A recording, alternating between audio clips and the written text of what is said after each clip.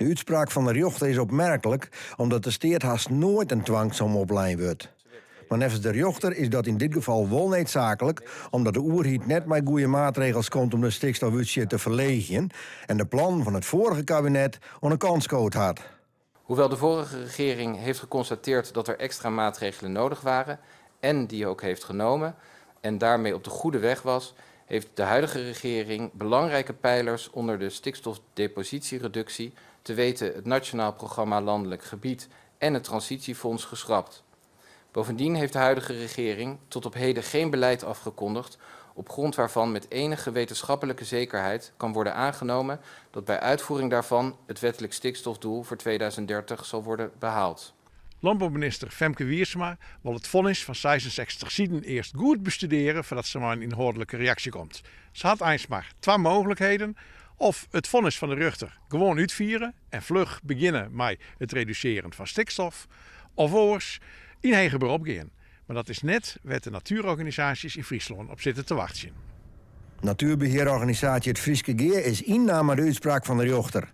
Maar de vlag gaat net uit. Het is triest dat het nedig wie in uw eigen. Want we weten al zo'n 2018 voor het eerst een rechtelijke uitspraak. Dat staat net vierde koer. Dat de oerhiet net het ene sissekin en het oord waan. Maar dat we hier gewoon onder oplossingsonderslag matten. En we binnen nou zo'n hier vierde. En dan moet het nog een keer voor de rechter bevestigen worden. Dat is al die tijd die hebben we vergriemen.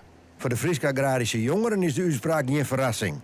Maar voor jonge boeren binnen de gevolgen daardoor net minder zwier. Dat perspectief nog verder fut app dan het al wie. Nou, de vergunningverlening wie eigenlijk al waardeloos. Ik ben zo in provincie. En ik heb er weinig verduw zien dat door deze uitspraak snel vlot. Het meest nieuwsgierig is nog zelfs hoe dit verder gaat.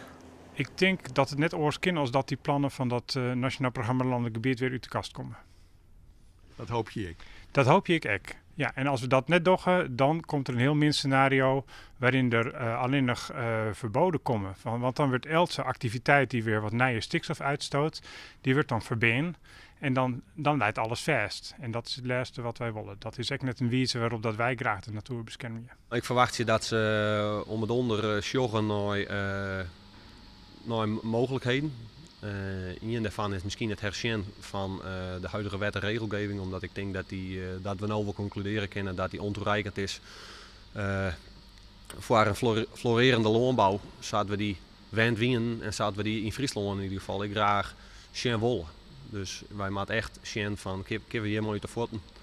Moeten we zoveel natuur op zoveel verschillende plekken in stand willen houden ten koste van een sterke landbouwsector.